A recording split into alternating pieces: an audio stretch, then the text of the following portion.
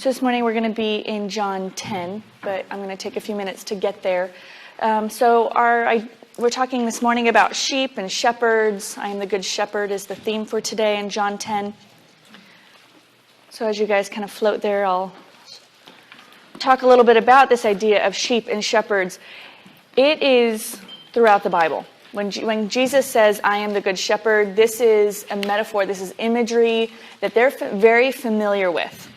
Sheep is mentioned in the Bible over 400 times, and shepherds are mentioned another 100 times. So between sheep and shepherds, over 500 references can be found in the Bible for this imagery.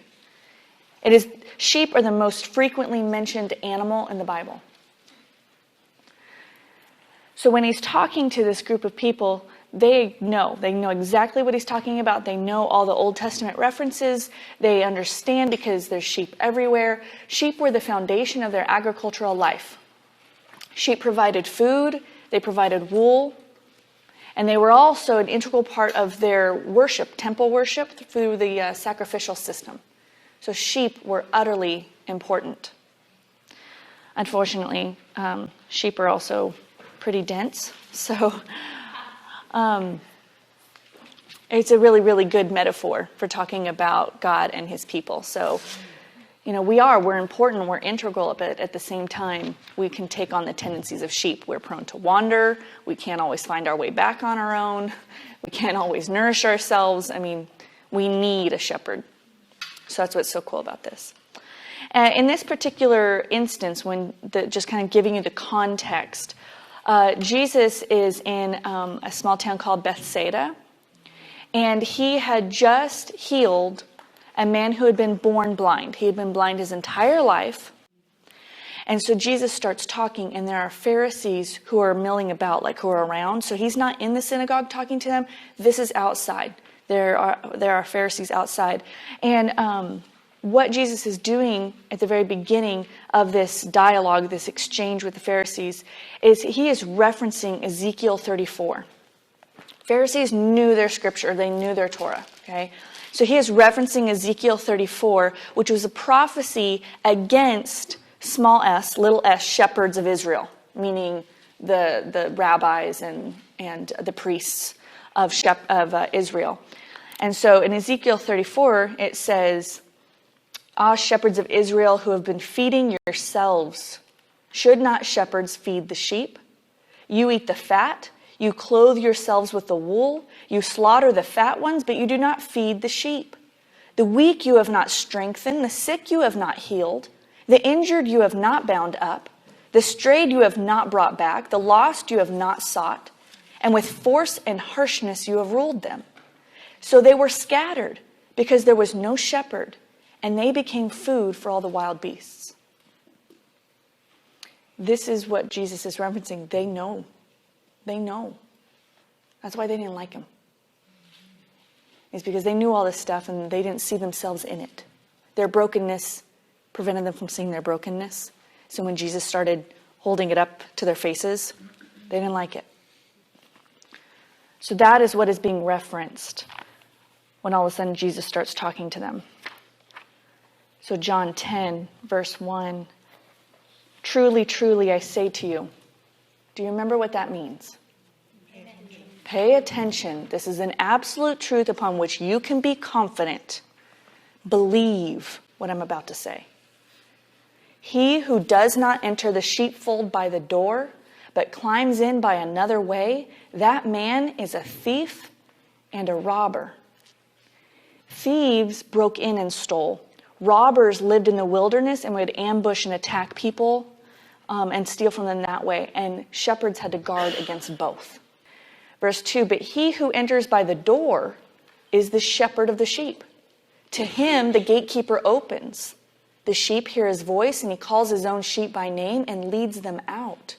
When he has brought out all his own, he goes before them, and the sheep follow him, for they know his voice. A stranger they will not follow, but they will flee from him, for they do not know the voice of strangers. Shepherds spent so much time with their sheep that the sheep would know his voice. And so when different flocks were kind of mixed together at night to kind of share a sheep pen or sheepfold for protection at night, the shepherd would come up to the gate, the gatekeeper would open it because he recognized him, and he would make a particular sound, and all his sheep would come out and would follow him out. That's all he had to do. But what I want to also address is this idea of thieves and robbers. And I have heard people, pastors preach on this a lot. And who of you always heard the thief and the robber is? Satan? Yeah. That's not what Jesus is talking about. He's talking to the Pharisees. He's calling them thieves and robbers. There is an aspect where you can definitely read this and interpret it and say this is Satan, because on the big picture level, he is the thief and the robber, like the big T, big R, thief and robber, right? But what he's addressing is on this small scale, in the moment, locally, right now, he's calling them thieves and robbers too. So that's kind of where I want to take it. I don't want to keep it big picture. I want to bring it down to us, tangible application right now. And so that's what he's doing in that moment. He's saying, you Pharisees, you're supposed to be shepherds. You're shepherds of Israel. And look what you're doing. Instead, you're thieves and you're robbers. Something I want to address here is, like I said, Jesus, he's the biggest shepherd. He is the shepherd. He shepherds all of us. But there are little s shepherds. Pastors, elders, ministry leaders, Bible teachers, parents, right? If you're a parent, you shepherd your young. The question then, the thing is then what he's saying here, you must come through the door. And in the next verse, it says, the next verse, truly, truly, I say to you, I am the door. You have to come through the door. These sheep are his because he is the big S shepherd. We are stewards. We're little s shepherds. We need to come through the door. We need to approach his sheep through him. Otherwise, we are robbers and thieves and strangers. And what other means, what other motives, what other ways could we approach his sheep that would make us thieves and robbers and strangers? Can you think of any? Pride, expert, greed. Yes, just doing it on our own. Just doing it any other way but through him and for him and by him. Any other way. We can get prideful. We can get, come toward his sheep, come at his sheep, not through him. Be careful. Thieves, robbers, strangers. And when you jump down to verse 10, the thief comes only to steal and kill and destroy. Knife in the gut, right?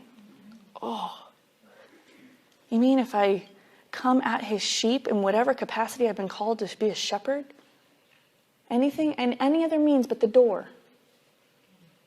I'm a thief.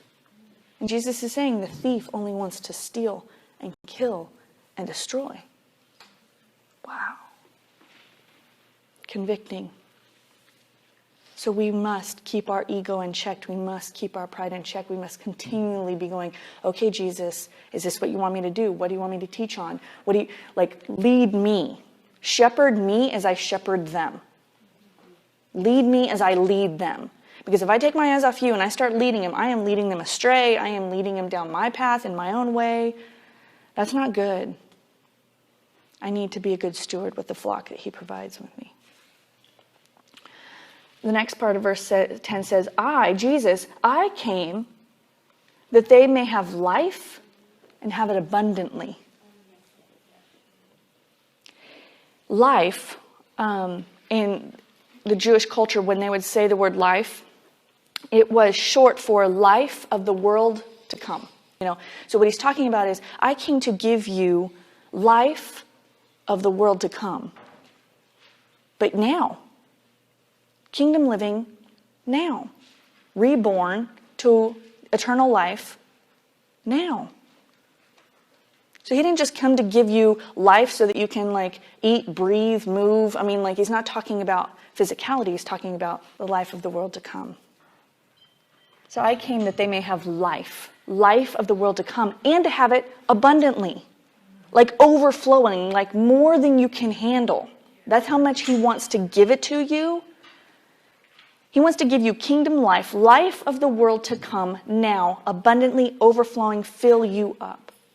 That's what he wants to give you. Thieves, robbers, strangers, they want to kill and destroy and steal. But he wants to give us life of the world to come, abundantly. I don't know about you, but that's what I want to give people too. I'm not the source of it, but man, if I could do anything I do that would point them there.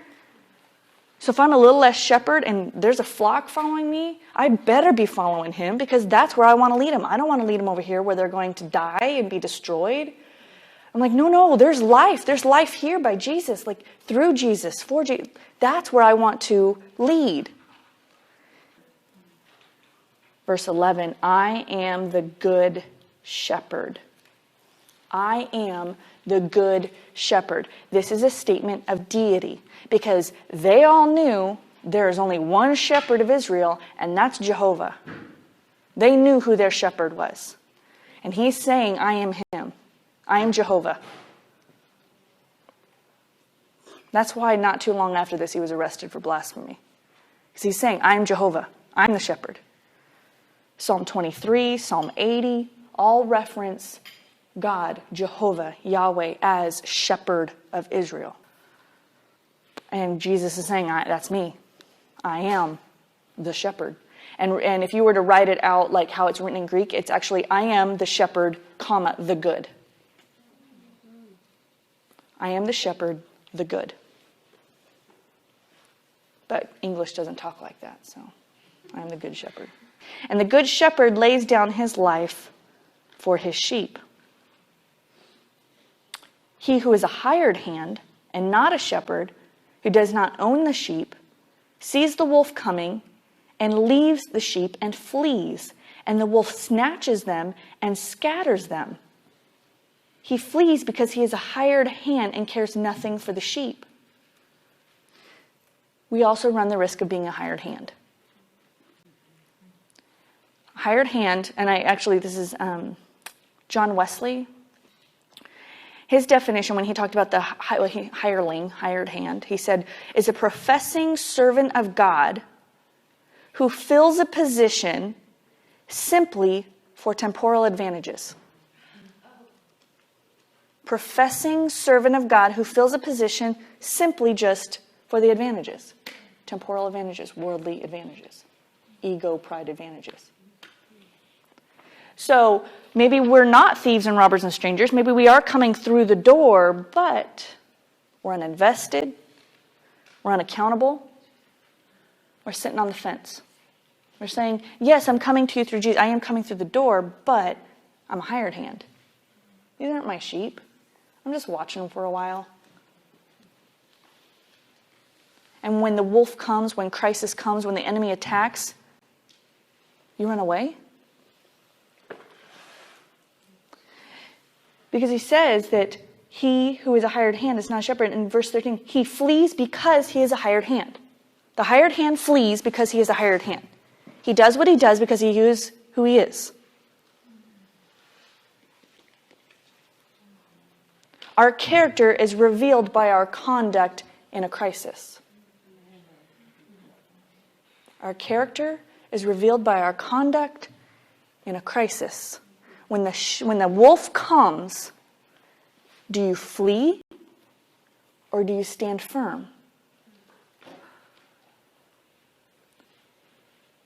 I have this verse that God convicted me with. It has become like everything. And it's Isaiah 7:9, but it's the second part of it, so 7:9b. If you do not stand firm in your faith, you will not stand at all. If you do not stand firm in your faith, you will not stand at all. When the wolf comes, you have been given a flock. Are you a shepherd who stands firm in his faith and protects, or are you a hired hand that runs away? Who are you in a crisis? So, we, little less shepherds, we need to come through the door so that we're not a thief, a robber, a stranger. And we need to stand firm in our faith so we're not a hired hand. We're invested. We're accountable. We're not sitting on the fence. We're all in. Verse 14, I am the good shepherd. He says it twice. Remember, like repetition means something. I am the good shepherd. I know my own, and my own know me, just as the Father knows me, and I know the Father. No, this is like know in the biblical way, like intimately, thoroughly know. And Jews, when they would say, I know God, like we know Yahweh, that meant in like their covenant. That referred to their covenant, a covenant knowing. We know him in a way nobody else knows because we're his chosen people. He has a covenant relationship with us. So we get to say that about Christ. I have accepted Christ. He lives in me. I know him. He knows me. This is a covenant relationship. So he's not just talking about, yeah, I know. I've heard of her. I know her. No. I know her. Everything about her. Everything. And I love her. And he wants you to know him. Everything about him. And he wants you to love him that same way. It is an intimate knowing. And I lay down my life for the sheep. Again, second time he's saying that, right? I lay down my life for the sheep. He says it multiple times. There's another time down here, verse 18, I lay it down of my own accord.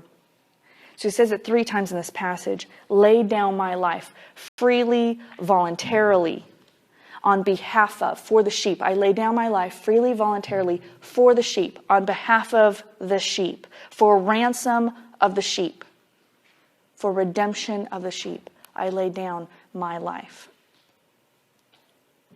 And what's cool is that this is a turn of phrase. Because he's talking about being the shepherd, but now he's also talking about laying down his life voluntarily for the ransom and redemption of the sheep. That sounds like a sheep. Right? So he's saying, I am the shepherd, but I'm also the sacrificial lamb. I'm the shepherd who is the sacrificial lamb for his sheep. What's cool is Revelation 7:17. For the lamb, capital L, for the lamb in the midst of the throne will be their shepherd. Revelation 7:17 uses both. The lamb in the midst of the throne will be their shepherd. The lamb will be the shepherd. That's what he's saying here. I am the lamb who is the shepherd. And so Ezekiel 34. So the first part of Ezekiel 34 is the prophecy against the priests and the rabbis and the Pharisees and all of them. But the second part is a prophecy about Jesus, starting in verse 11. Behold, I myself, this is God talking, I myself will search for my sheep and I will seek them out. As a shepherd seeks out his flock when he is among his sheep that have been scattered, so will I seek out my sheep, and I will rescue them from all places where they have been scattered on a day of clouds and thick darkness. And I will bring them out from the peoples and gather them from the countries, and I will bring them into their own land. And I will feed them on the mountains of Israel, by the ravines and in all the inhabited places of the country. I will feed them with good pasture. And on the mountain heights of Israel shall be their grazing land.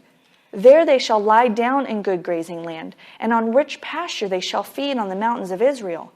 I myself will be the shepherd of my sheep, and I myself will make them lay down, declares the Lord God. I will seek the lost, and I will bring back the strayed, and I will bind up the injured, and I will strengthen the weak, and the fat and the strong I will destroy. I will feed them in justice. He wants to seek out the lost, bring back the strayed, bind up the injured, strengthen the weak. But the fat and the strong, the prideful, the arrogant, he will destroy. He wants us dependent on him. Anybody in here feel lost, strayed, injured, or weak. There's a shepherd for you. There's a shepherd. Lord, lead me as I lead them. Shepherd me as I shepherd them. Because I want to lead them toward life abundantly.